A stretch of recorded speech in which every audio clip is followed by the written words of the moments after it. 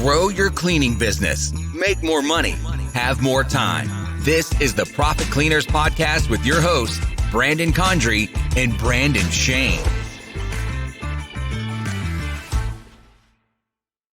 Hey everybody, welcome back to another episode of the Profit Cleaners, the only place where you can learn from the top 1% of cleaning business owners from around the world to take it to the next level and win.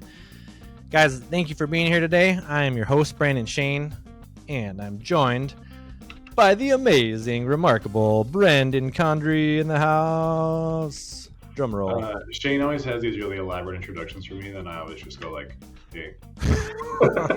Anyway, I'm here. I'm the other Brandon. I am also a co-host. You know, Brandon's a little bit more down to reality. I'm a little bit more out in the clouds, visionary, floating around sometimes, and it doesn't always make sense. But hey, we're here, and I'm excited to be here, guys. I know Brandon's excited too, but that's why, we are the team, the Profit Cleaners. We're here to share with you guys what we're doing in our business, how we're growing our cleaning business, how to take it to the next level and win. So let's do that, Brandon. Giddy up. Giddy up. So today, guys, exciting show. We're going to talk about, is it time to grow, how you can boost profits, and some expansion do's and don'ts. If you're thinking about growing and expanding, we're going to share with you guys what we're doing currently, where we're at, and as far as like expanding, how we're going to be doing that in the future pretty soon. And it's going to be really exciting because we're going to share a lot of that with you guys on the journey. But we just want to talk today, because we are the Profit Cleaners, we want to talk about how you can increase profits. What are some of the biggest ways you can increase profits in your business currently? And if you are thinking visionary type stuff, expansion, how to grow into the future, we're going to talk about some of that stuff as well. And it's going to be a really, really action-packed, value-added episode where we're going to just share lots of great value with you guys. And I think it's going to help us too, because we're always trying to increase profits. We're always trying to grow and take it to the next level. So let's do it, Brandon. All right. We have our little list of bullets that we talked about, and Brandon put on here. There's 4 ways to increase profits. I'm going to go a little bit further behind that. There's ways. Even more than that. I'm going to go the other way. There's 2. Oh. So in Business School 101, your profits are income minus expenses. What you have left over is profits.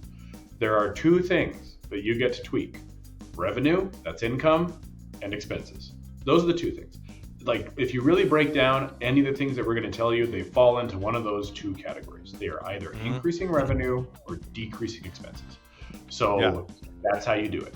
So the 4 that we have on here, the top 4 ways to increase profits: acquire more customers, that's more revenue; price higher, that's more revenue; increase the frequency of cleans, also more revenue; and the 4th one is reduce costs.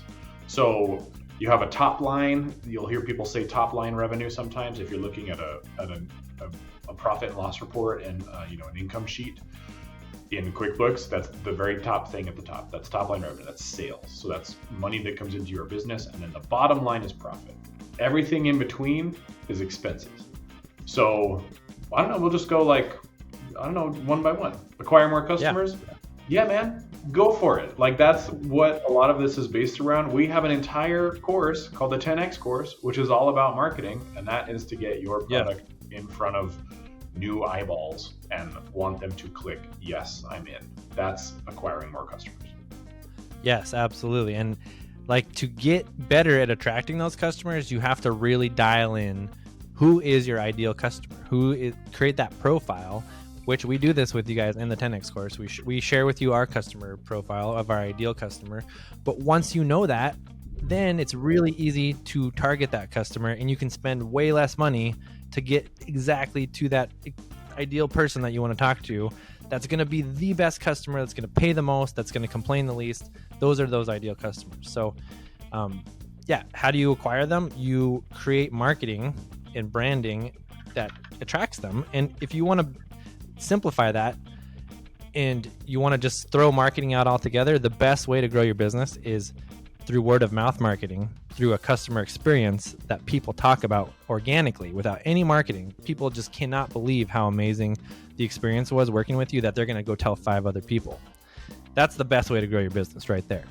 But when you throw other things on top of the fire, some rocket fuel, we'll say, that's when you can really scale fast. And that's the other marketing we talk about when you're doing paid ads or other organic stuff on the internet, or just locally. There's lots of cool stuff you can do. And so we cover a lot of that stuff on our podcast. Sometimes we cover a lot of it, obviously distilled down really, really well in the 10X course. But yeah, like acquiring customers, getting new customers, that is the lifeblood of every business, really. I mean, you got to have customers to survive, you know?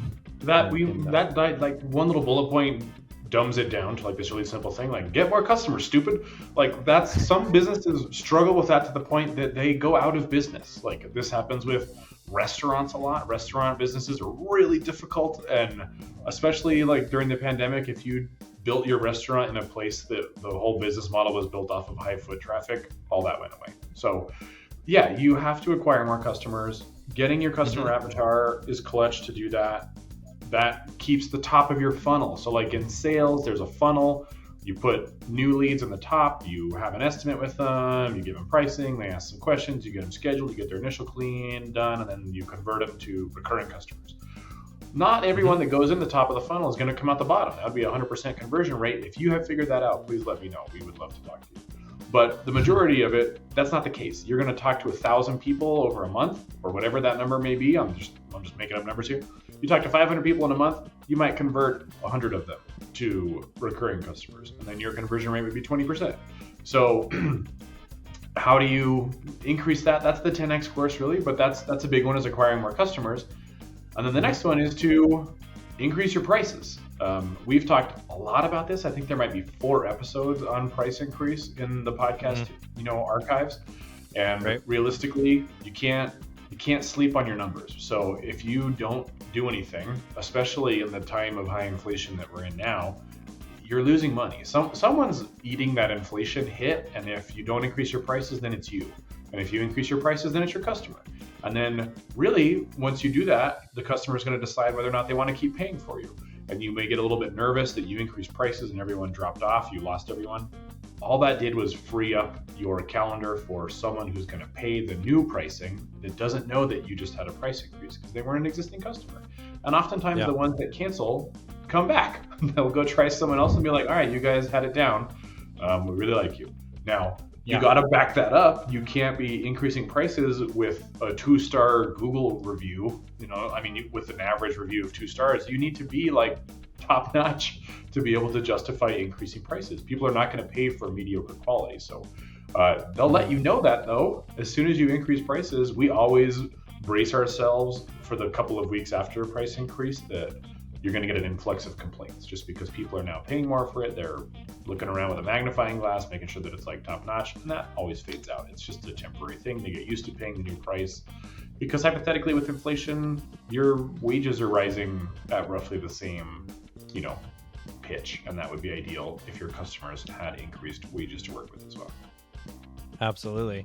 And like a lot of people, like I was thinking the same thing, like how do you increase prices without people freaking out and being like, oh my gosh, I'm not going to pay this? Like, well, you have to somehow increase or add a higher perceived value to your product. So how do you do that? Well, it's really simple, actually. And we did this from the very beginning. We even had in our original brochure a comparison of us versus them, like us and our company, how we do things. Here's our systems. Here's how we clean your house. Here's how the competition does it.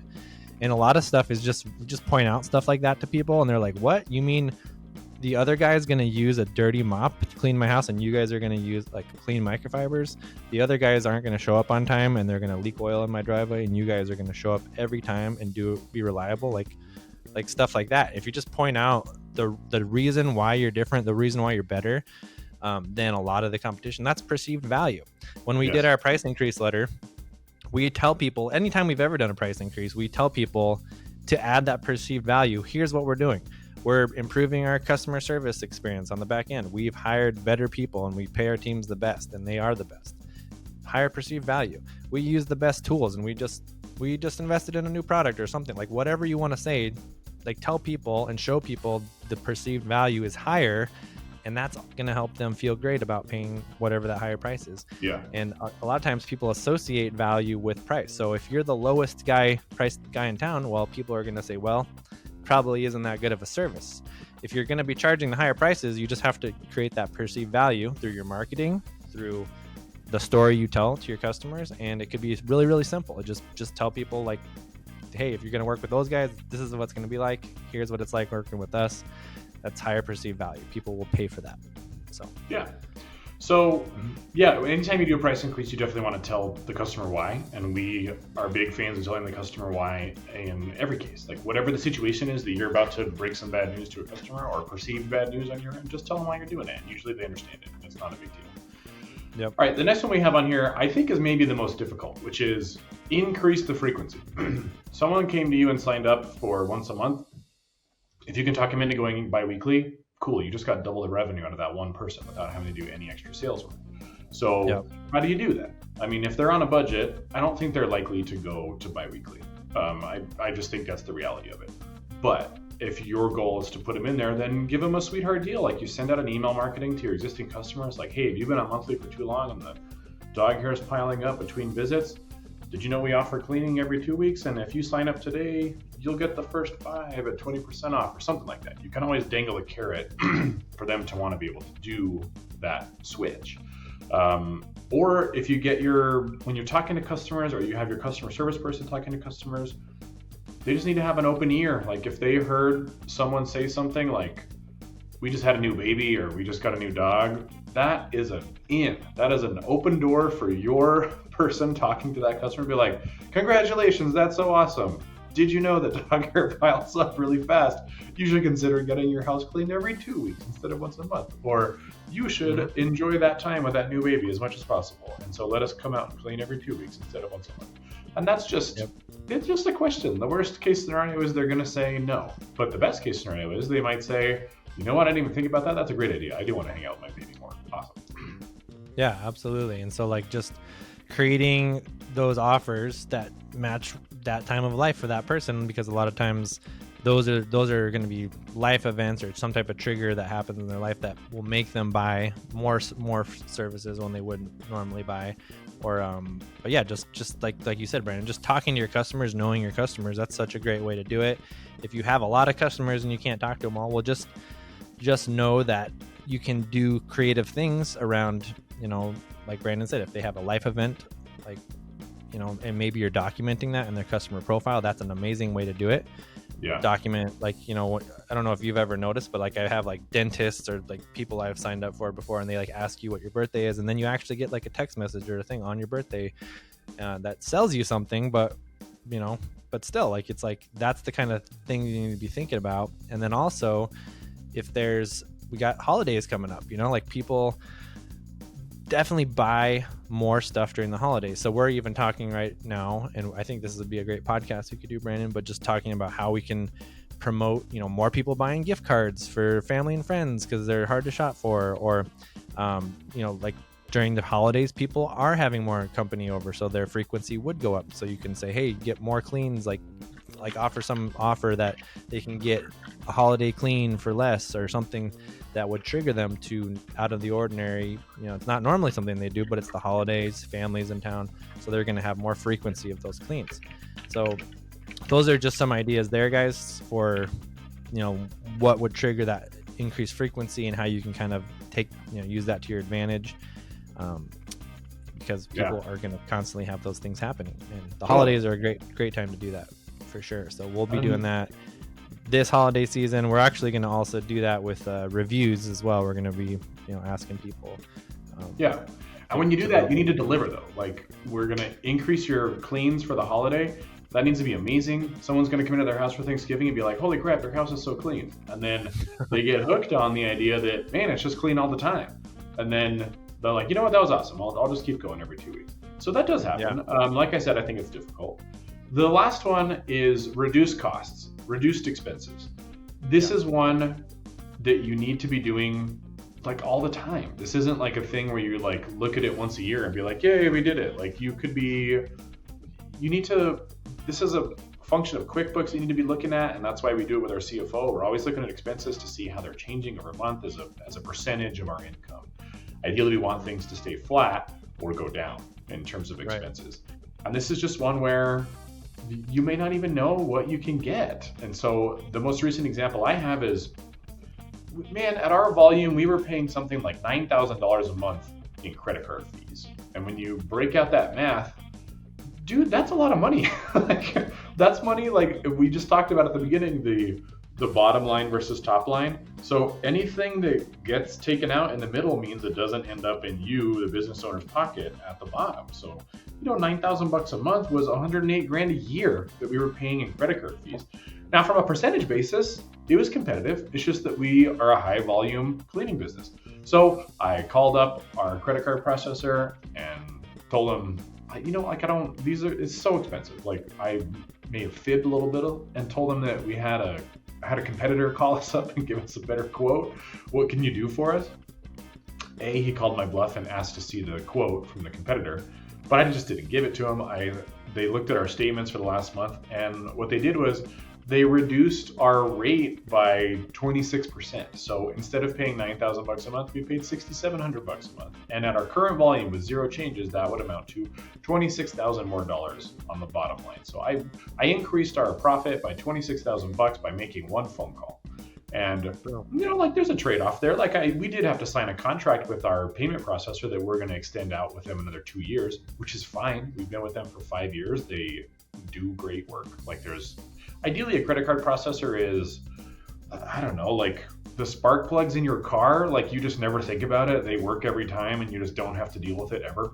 And that's what they've been for us. They've been solid in the background for years, and they were happy because of our volume. Our increased sales volume was enough on their end to justify the reduced cost. So That's just one example of dozens that we have of expenses. Phones, electric, utility. Can you get can you sign up for budget billing with your electric and water bills so that it's flat and easy to budget for? On the biggest one, though, by far, is labor. Like, when you're running a service business, your biggest expense is going to be payroll all the time. And ours is about 69% of revenue to cover everybody. And so if you can reduce that, then you're going to crush it. And basically the only way to do that is efficiency. You have to get more efficient. So that is the cleaning systems tied in with the bonus system and complaint tracking. All of that over time just leads to people being more efficient. If you have recurring customers that stay with you for a long time, the longer that team gets to see that house more and more and more, they get more efficient every single time.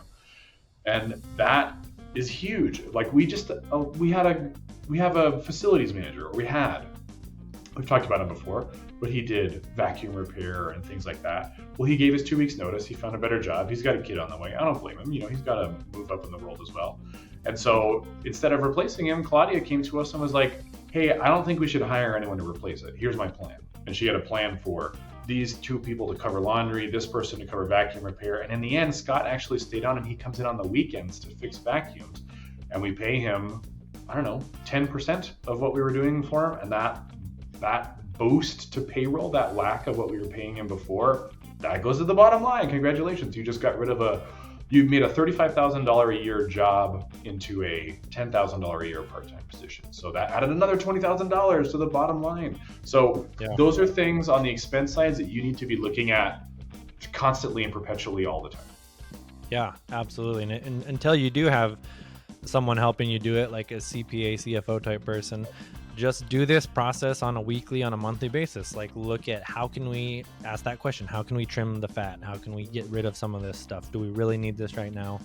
And then the benefit too is, as you are in business longer, as you have more volume, like Brandon just mentioned that example, well, we have so much volume now with this credit card processor that they're like, yeah, we'll give you guys a deal. Like, same thing with insurance, same thing with everything. It gets more efficient with economies of scale as you grow a business, that you just get more efficient. Everything, like, costs come down. Like in the beginning, something that was a huge cost that you had to pay a premium for now is discounted because you've built trust with that vendor or that whatever it is, So that's a huge reason why we talk about the efficiencies, though. That's why not just being efficient in your marketing, but being efficient in your cleaning process and delivering the service is so key. And that's why we put all that in the cleaning systems course as well, because that is a huge system, guys. That is a huge reason why we're able to be profitable. Because let's face it, you can make a ton of money, you can be bringing a ton of revenue, and it sounds impressive, but if you're not profitable, it doesn't matter. And there's a lot of businesses that bring in a lot of money that are not I profitable. think most of them are like that. Most of them bring in the revenue, and then they have, I don't know, paltry bottom lines, which is, I think, like the 20/80 principle, the Pareto principle. That's probably the majority of business owners, is that there's a difference between being an entrepreneur, which is taking on this risk to get this asset that's going to make you money, versus being a business owner, which in my mind is just like, I made myself a job. I was really good at doing this for someone else, and so I started my own, and now I do that for myself full time, and I pay myself, which is awesome, but you have to be in there 40 hours a week, and you're not. Those are the guys that own businesses for 20 some odd years. They're not driving Mercedes around, you know what I mean? And maybe that's intentional, but profit is the goal. You are listening to a podcast called The Profit Cleaners, so I hope that this does not come as a surprise that we're trying to tell you this. But yes, that is our goal, certainly. We did not start this business with the goal of making ourselves a 40-hour-a-week full-time employee. Like, that was not the object of the exercise. Yeah, and that's a huge trap. I mean, like, I don't know the exact percentages, but it's like the actual number of actual real entrepreneurs in the world is like 7%. It's a very low number. Most of the people that you see that are running businesses out there are not actual entrepreneurs. They're not actually creating jobs. They're not actually doing what you would think. They're, like Brandon said, they've just created another job for themselves. And maybe you feel like that too. And that's what we want to get you out of, is start learning how to build systems, start learning how to delegate, start learning how to empower other people to run your business and have your business run itself, so that you can live your life and you can do what you love doing. So that's another reason why it's important to be profitable, because it's going to give you access to doing those things and living a better life. So let's cover a few other couple ways to grow and boost profits, and we're gonna get into, guys, this is gonna be a fun part, just some of the where we're at right now. We're actually looking to expand our cleaning business. Yeah. And so let's kind of segue into that, like how you could do that in a couple different ways and what we're doing right now. Yeah, how do you expand? These are other ways to grow. Yeah, totally. Other ways to grow for sure. But in terms of expansion, originally when we started the business, we had all these forecasts about, getting to be a $20 million cleaning company in just this one city, which I do think is achievable, but probably not as fast as we'd originally forecast. So we have, with the advice of our CFO, we have started to look around at things like, should we be in other cities, other markets? And we've told you on past episodes that we're looking at that, and we've got some exciting stuff coming up to kind of give you more details on that. But yeah, we're looking at moving into other cities, and so that is kind of a hedging your bets system. Like, multiple places, if one goes up, maybe the other one goes down. If they're far enough apart, maybe there's the seasonal shifts are different, so one will stay, a higher pace through the slow season, and their slow seasons are different. So we are looking into that. So I think the question for you guys is, when do you do that? So why did we start looking at it? Our growth rates were starting to taper off. Like, at the beginning, we were tripling year over year, doubling, 50% growth. And I think this year, although big numbers, is probably going to be our slowest growth year. It'll be something like 30%. And that'll be the slowest year we've ever had. So when you start to see those diminishing returns, like if you're looking at a graph, it's really high in the beginning, and then it starts to like plateau. And then you may have reached market saturation in your market. You can keep hammering away at it with marketing and all these things to really like get water out of a dry sponge, you know what I mean? Like, you're gonna try and get water out of a stone.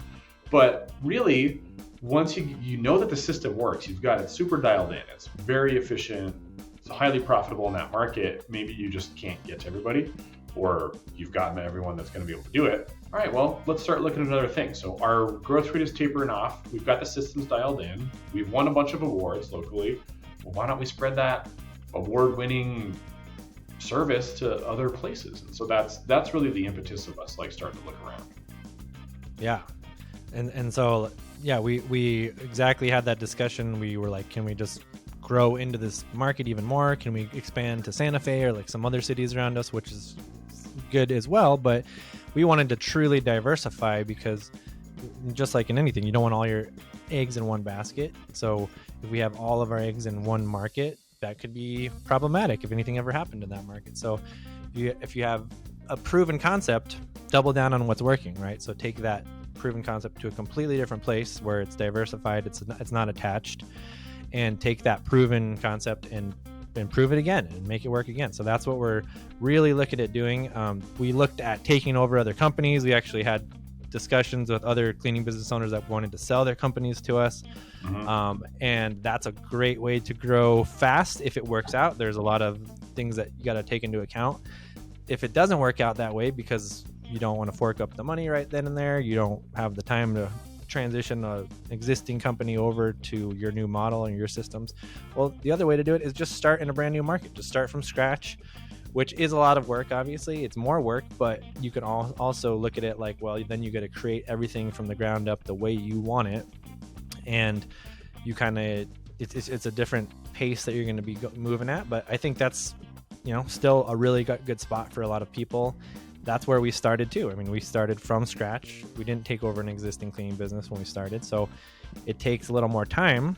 But it's also, when we're already running as fast as we're running, we can hit the ground running with a new market, like probably even faster now, because we have really dialed in the systems. We can really move a lot faster. We can put the right people in place even faster. So, but there is a huge danger to doing that. And this is actually something I just wanted to share a quick story with you guys too. But there's a couple of reasons that businesses fail. And it's like a huge reason. Like we've shared with you guys why, like, I think it's like 80 or 90% of businesses fail in the first 5 or 10 years. I don't know what the exact statistic is. It's ridiculous. I think 80% fail in the first 5 years. Yeah, it's insane. So it's like, how is that even happening? Well, the biggest contributing factors are usually lack of capital. And the other one is expansion too fast, like expanding your business way too fast, because you think you have it down and you don't have it down. And then you end up spreading yourself too thin. And so sadly, this actually did happen. One of my family members, I'm not going to name any names, but I have someone in my family that has a business in New Mexico as well. And they recently had this happen. They wanted to move into a new market, and they were going into a completely different market without having proven their concept and their business to the point where, like we're talking about, where you're profitable, you've dialed in your systems. Like they were just, you know, I think a lot of business owners get caught in this trap, but you get some momentum, you start thinking, like kind of getting maybe a big ego and like thinking, oh, I can do this and I don't need anybody's help, and we got plenty of time and plenty of money and all this stuff. And then, yeah, you try to take on too much too fast. And that is another, you know, problem. Like it's a lack of capital problem too. You move too fast. Now you don't have the money to do it properly. Now you've robbed Peter to pay Paul. So now your other business that has been in business can't even run because you're taking money out of that to start this other one. And so that's a sad story, but it's a reality for a lot of people. So we obviously want to caution you guys, like, don't try to expand too fast. Don't try to move too fast. The most important thing you can do right now, even listening to this podcast, is work on honing in and refining your systems and honing in and delivering an amazing product, an amazing customer experience. And once you get that and you get the rest of your systems dialed in, and you get to a point where you really are showing profits every month, you're, you know, that's where we're at. Well, this is finally the discussions we've been able to have, because, you know, sure, we've been generating a lot of revenue, but we've also been reinvesting that money and growing the business faster than a lot of people would have grown it. But it's only now, like in the last 6 months or a year, that we've even started entertaining that question. Like, and our CFO has really been pushing us to expand. But we just want to share with you guys, like, what we're thinking before we do this, and what you should also be thinking before you do this, because you don't want to diminish your profits, right? So, yeah, I mean, all that's good like info. So on the growing too fast side of things, from our standpoint, just from my personal level of risk, I want to make sure that the business that we have now is just solid systems. Mm-hmm. Like, I can bounce out for a couple of weeks and not hear from anybody, and the business grew while I was gone. That actually happened recently. I'm in the process of moving right now, and I took 2 weeks off to fix up my house to get it ready for listing, to get fancy real estate photos up. And I was not around. I didn't come to meetings. I didn't answer phone calls. They knew that this was happening. I came back and checked our dashboard. Hey man, business went up, sales went up. Congratulations. I didn't do any of that. So I want the business to be super duper solid, really dialed in. And then when you go to clone it, you know, all those really dialed in systems go with you. The downside of doing it too fast is if you haven't figured out how things are going to work internally, it's still this like constant evolution. Things are changing really fast. You're going to clone every single problem you have to a new location, except now you have to deal with it twice because you're talking to the manager of this one about the problem, and then you're talking to it again at this manager. It's like that scene in Office Space when Peter gets talked to by 8 different bosses when he screws up. They're all going to call you when something goes wrong. You need to make sure that you are mitigating that. And the way to do that is to really get the first one, your launch site, ultra super dialed in before you clone it. Now, look, this is not the model of venture capital businesses that try to get to $100 million in revenue in 5 years. I'm not talking about an app where expansion is just buying more servers. I'm talking about people. You need a grip load of people to do this, and you don't want a snowflake of a person that was so unique and so awesome running one that you're not going to find it at the next one. So these are just, like we're doing it, but like we took 5 years to get to having this conversation. And obviously the pandemic had a serious tamping down of those urges, but this is something that we do not take lightly. And we're just to the point now where because of the profitability, the banks are actually looking at us with lines of credit and things like that. So when we actually get to the expansion part, we'll talk about that too. Like this is what it looks like from a self-funded versus external money type of situation. But that's what we're thinking about. That's what our train of thought is on our side.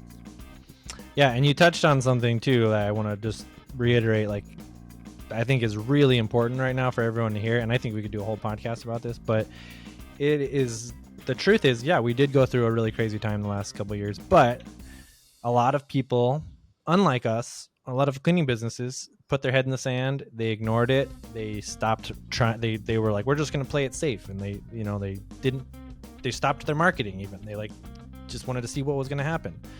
And whereas we doubled down, we ran more ads, we did more marketing, we acquired more customers, and we took market share from our competitors. And so I think that right now, even though the world is crazy and it's probably going to keep being crazy, like don't let that stop you, and let that be like open your eyes to see the opportunity, because that's actually your opportunity.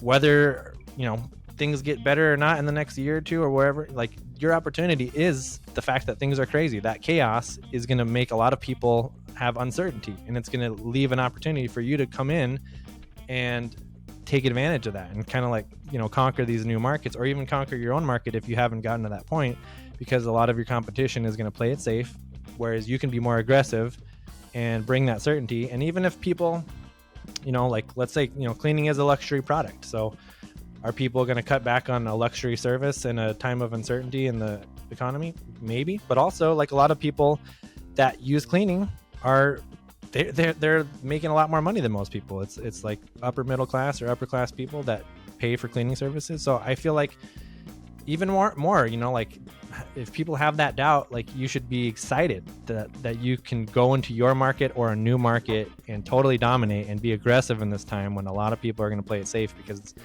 I know throughout history, that's when the most millionaires are made. They're made right after crashes, right in the middle of recessions, right in the middle of crazy things happening in the world. That is when the most wealth is made.